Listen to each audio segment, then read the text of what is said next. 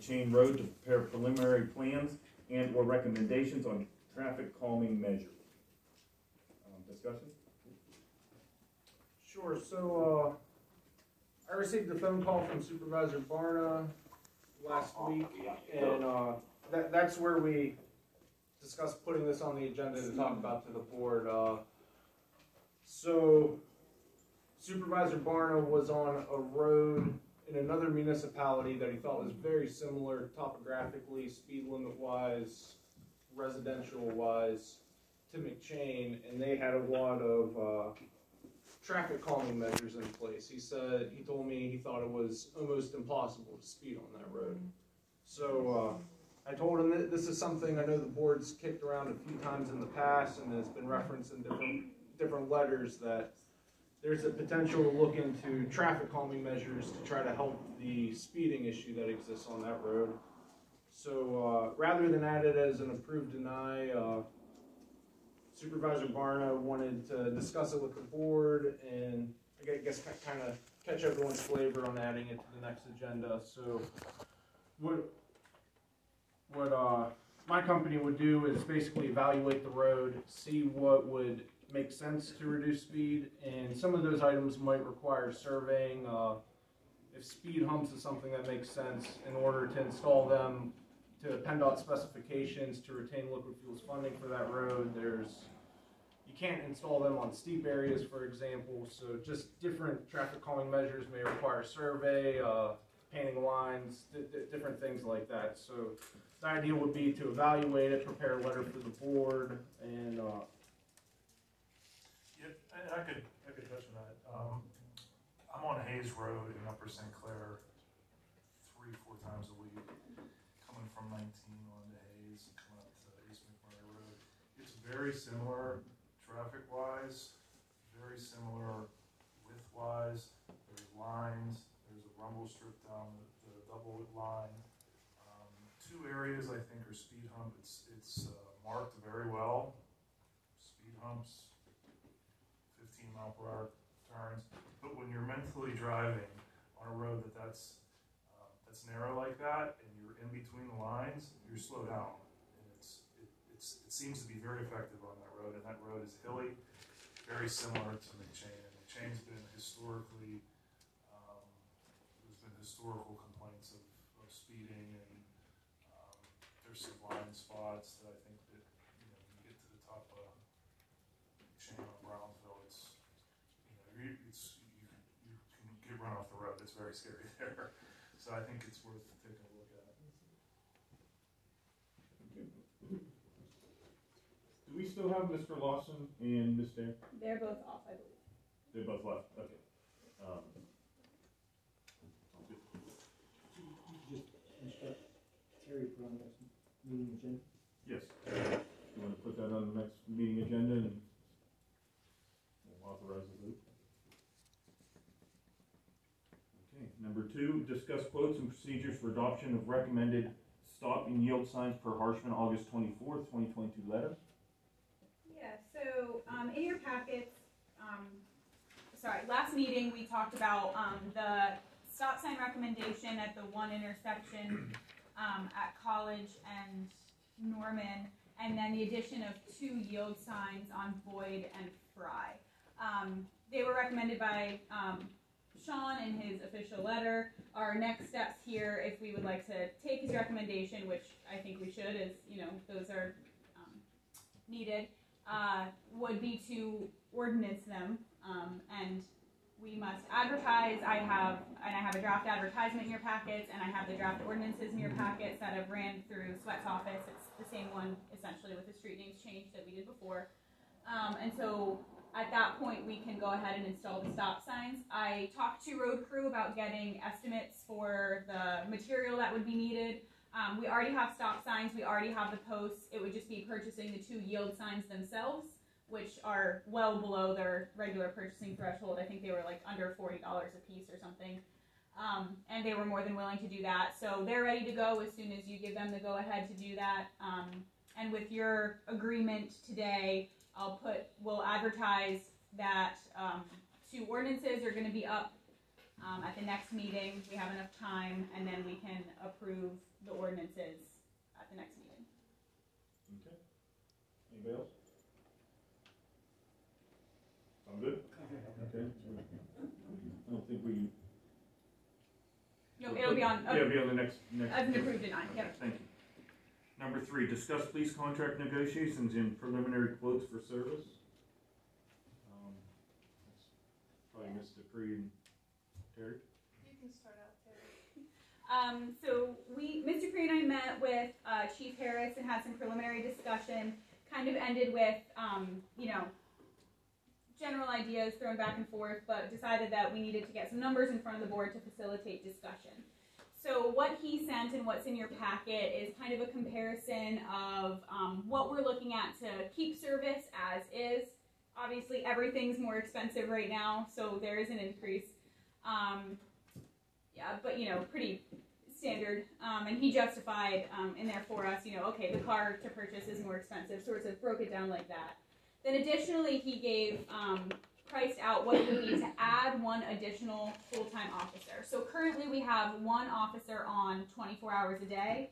This would be the price to add one more officer for a regular daylight shift. Or the timing as needed, whatever we would decide. This was spoken about, we have concerns often about traffic control, about certain concerns that come up. Additionally, we're looking at a lot of new development. By the end of this fall, we're going to have Tractor Supply in. We're going to have several new housing developments, hopefully starting to get people in soon, to the Homes Farmazy, for example. So there's going to be more people. So, wanted to get that priced out for consideration there. Additionally, with that extra officer, as he put on his little memo to you guys, is that with an additional officer, there would be the option to have that officer trained in something special. And so an example that he threw out there would be, sorry? DOT is one that he threw at me. Oh yeah, it's the Overweight vehicles. yes, there's an abbreviation for it, but it's basically the overweight vehicle. So one officer, this officer, we would pay for his time to go to training, which I think is just 2 weeks. And then we could have an officer here in the township that is certified to do the overweight vehicle inspections, which would be of great benefit to us here. I think that there's been a lot of complaints and concerns about that, but the issue is we don't have an officer certified to do that. With this, he said there's agreements of how we can rent the equipment, such as the scales from other areas, so that would all be with choosing that additional full-time officer. He said that the Monongahela Department doesn't have a real need for the DOT. So if we had a need for the DOT, it would only be in the second option, which is the additional officer, if it was included in the price. His department would pay for the training, but they'd only be willing to do that if they were going to be an officer here. That makes sense. Now, he said that there is still an option with the first option that they can do a cooperative agreement with South Park or something on a once a month, but that would be in addition to this price. That wouldn't be included in this price, but if it was something that you wanted, you could still get a here and there cooperative agreement with another department to have their officer come in for a day. We discussed that last contract. Yeah, so I have no pricing on that because that would really be. If I can interrupt, I do. Absolutely. So to get the mix-up officer, which is the heavyweight trained officer, to rent one from another force, for lack of a better term, it's a 4-hour minimum, and it's $75 an hour, not including equipment. So eventually it starts cutting into the price of the full-time officer. It's all consideration. But he said it is about $10,000 for them to get certified. And then you got the weights and the scales, and the only way he's willing to do that all at their own expense, but only if we have, because they don't have a need for it. Whereas other How departments. would the fine be split?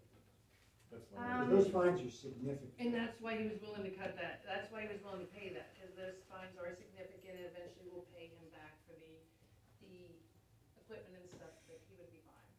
So- But Finleyville doesn't really have any need for pushed the scales in some of the other townships where there was a lot of oil and gas activity. You have all these trucks running, and I know that a couple of the townships that I represented, they invested in those scales. And I've seen fines as high as $30,000-$40,000. So in this instance, just because I talked to Chief Harris recently, what their goal is right now, and this is how he explained it to me, is that if it's all played out, we get a full-time officer, they go to training for the 2 weeks. The only thing that we lose out of that is we don't have that officer for 2 weeks because he's out there getting trained. They have that officer do checks in our area. They're renting a scale from somewhere else at no additional cost to us. Then their idea is that they keep all of the fines from that, and that goes back into purchasing their own scale. So his proposal is that we don't see any of that, but then the police department gets to purchase their own scale. Additionally, he said that another sort of benefit to this would be that some larger businesses that have trucks that would be subject to those inspections, they can go through a process, and I'm not super privy to this, but they can go through like almost a pre-check process, and that they pay for that to be done. But again, nothing was mentioned about us getting any of those fines. Which is really a good service for them too. If we have businesses here that, you know, the thing isn't to penalize them, it's just to make sure they're safe. So if there is a way that they can participate, I know that a lot of people on Cardox Road particularly think that if you come in from the South Park side, you're not gonna wanna go to Library Fire Hall area because there's a DOT there. You're gonna cut onto Cardox Road, about 300 yards or golden. So they're complaining about the amount of traffic just on that road, just because they believe that it is becoming a heavy truck shortcut because there's no DOT. And that's where Keith said that, you know, if it's not in the budget to do the second officer, he would get the pricing on, hey, if you do it once a month. But that doesn't give the opportunity for those heavy trucks to take the preventative option. That would be just more the ticketing option. And I want to emphasize that, you know, it's not just, like, this person, this additional officer wouldn't just be doing this all the time. You know, there's a lot of, Chief was talking about being concerned that with Tractor Supply going in, you know, there's issues with any big department store, or not department store, but any big box store of shoplifting, things like that. That's going to take our officer away from doing other things in the township. So with new development, you know, and I have to say, I do think I agree with that, just as we're looking at new development where we might be stretched a little more thin. And it's not the only thing the officer would be trained in either. I mean, that's just one of the things. He's still a police officer with all the other training. It's just when there's downtime, you can maybe curb some McCain Road truck traffic, curb some. If they know you have one, it kind of slows them down. Good work, guys. Just a follow-up though, I would recommend, Terry, that we call a couple of the townships that have done this, just to see what their experience is, good and bad. Chartiers Township, I think, has done it. I think Mount Pleasant, where some of the early active oil and gas drilling activity took place. Those were the townships that invested in the skills and certification of an officer and, you know, just some background data. Absolutely. You said Chartiers and Mount Pleasant? Those are the two Two that that come to come to mind. mind.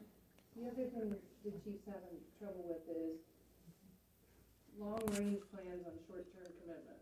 So they gotta buy a car. He's dealing with a lot of part-time officers that he would like to make full-time, but he's gotta make a commitment to them. And so he needs a commitment from his areas. You know, like it's a career job for them, but that's taking them on full-time in the union. If they don't have a commitment longer than a year extension on our contract, then he can't commit, he can't look them in the eye and commit to them without saying that he has a commitment from us. I think a second He officer. loses. He says that he loses good officers because another police force comes in and offers him full-time. He just can only offer him part-time because he doesn't know where everybody's at. I think a second officer would be phenomenal.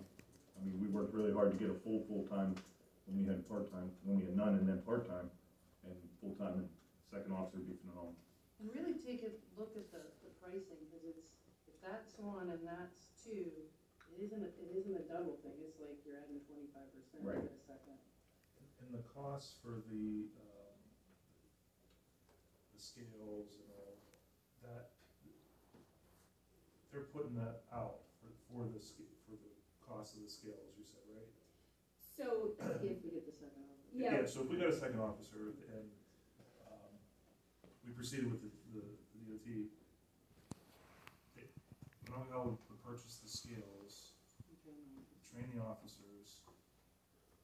On a short term, would it be, the fines be, if the fines were collected, would there be a time frame that they would collect all of them, or is that negotiable? I think that's all negotiable. Because, you know, if it was 5 years and they got fines of 20 out, whatever it is, for 5 years and we didn't see any of it, at what point is that turnover of, they paid off and they paid off the amount of the skills and the training and the officer time and all that? Now they're making bank. I think, I'm sorry, I'm gonna go one step further on you. How much does a scale cost? I have no idea, but did we, I don't know, I know it's like a lot, but. Hey, I know. 20,000, about 20,000. I mean, would it just be, throwing it out there just a discussion, advantageous for the township just to buy the scale and be done with this? And collect all the fines and not have that You gotta train contract? the officer too. I think the training's free. The trained officer should probably at least split And the. the Yeah, The yeah, I see. officer's gotta go to Good court, call. there's gotta be some sort of, I'm not saying all or, and I actually do like the fact that they'll be helping the hauling type companies in the township staying in compliance. Like I said, it is a moneymaker for them, but at the same time, staying compliant. Yeah, I think to answer a little bit to Mr. Barna's question, so the idea that, how Chief Harris kind of gave me the, like, this is his, like, plan here. Ideally, we do this, send the officer, for starters, they're just borrowing the scale from other municipalities. He wants, instead of this MCSAP fees, the fees from this going back to the general fund of Monongahela, which is what they usually do, he explained. This would go into a special pot of money for the police force for MCSAP enforcement. At that point, it would enable them to buy a scale, to potentially train more officers, to kind of like build up that program. So, you know, is anything negotiable? Sure, we could go back to them and ask if we can get a cut of it or whatever. Like, I'm not saying, you know, we can take back anything to them. But that was his thought process, was that he's gonna rent the scales for now and then use the fees to boot up this program within the police His thought process might also be, just speaking, and Mr. Dupree by all means stop me, but if the next officer is only a quarter, 25% more, maybe that's there to offset the cost of No, that. he actually said if we got 2 officers, we could still just do Okay. borrow the South Park officer here and there. Okay, It I doesn't didn't have know to if that be- was in his He plans. said if but- that was not something that interested us, to take it off the table, but he was just kind of throwing it out that if you're interested in it, we are willing to take on the cost. But he said you can still do this price for the 2 officers, and you can still look at a cooperation. I guess the cooperation agreement doesn't cost too much because they do make money on this. Yeah. Yeah, we looked into it before. I remember something about looking into it before, I just never knew it. Okay, you gonna put it on the agenda for, I actually think it was the only thing the township police force that went into the scales and got an officer. I think it was that long ago. So it sounds like do you want another discussion with some more hard numbers? We wanna start drafting up a contract? I would like one more discussion, only because we're missing 2 board members and this is a big, this is kind of a big Sure, contract. sure. I'll let Chief Harris know, and then maybe for the next one, because it sounds like we've got some good ideas, maybe I can ask him to attend and clarify. Exactly, maybe the way, I was gonna say make notes for him and send them over, just a discussion, or he can read the minutes.